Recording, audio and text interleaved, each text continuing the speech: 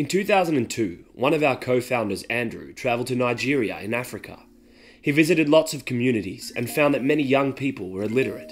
They had no books to learn how to read or write and were trapped in deep poverty. Andrew was determined to help. He knew that basic literacy skills could help to break the cycle of poverty.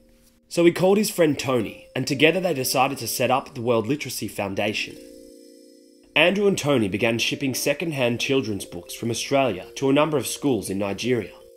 The foundation grew, and before long we were providing books to dozens of schools all around the country. The children loved the books, but they began asking questions. Can we have books in our language? Do you have books based on our traditional culture? What about books with children in them just like us?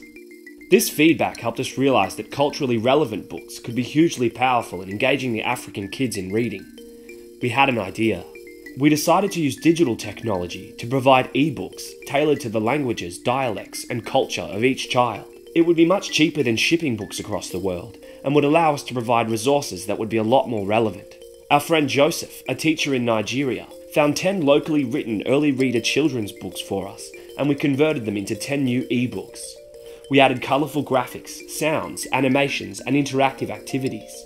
We brought the books to life, and the children loved them. Joseph was amazed with the results. He told us the children spent around 50% more time reading on the computer than they had spent reading traditional books. Over the next 12 months, Joseph reported that every child in the class had dramatically improved their reading and writing abilities. He spoke to other teachers in the Nigerian cities of Kano and Lagos about our books. Joseph called them miracle books. The word spread, and soon requests for our books were coming from Niger, Congo, Ethiopia, and are now coming from all over Africa. There are nearly 1 billion people in the world who can't read or write. So we've come up with the idea to develop digital hubs of ebooks online. There could be hundreds of books made available for free for any student or teacher who wanted them. Each hub would be designed for a specific country and feature local books and literacy support material relevant to the children from that community. We've discovered hundreds of schools in poorer communities with access to the internet, but without adequate access to books, lesson plans, or support material. If we could get our digital hubs online, then the teachers and children in these schools could access a wealth of valuable material for free. We're looking to find more people to give their support, so we can make this dream a reality. It's far too big to build and support by ourselves. We're excited because we believe that with enough support, this could be a way to eradicate illiteracy.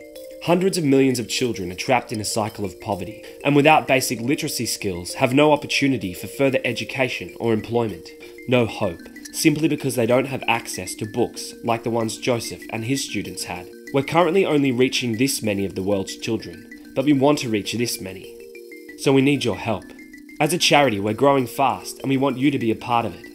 Contact us today and find out what you can do to help illiterate children learn to read and write.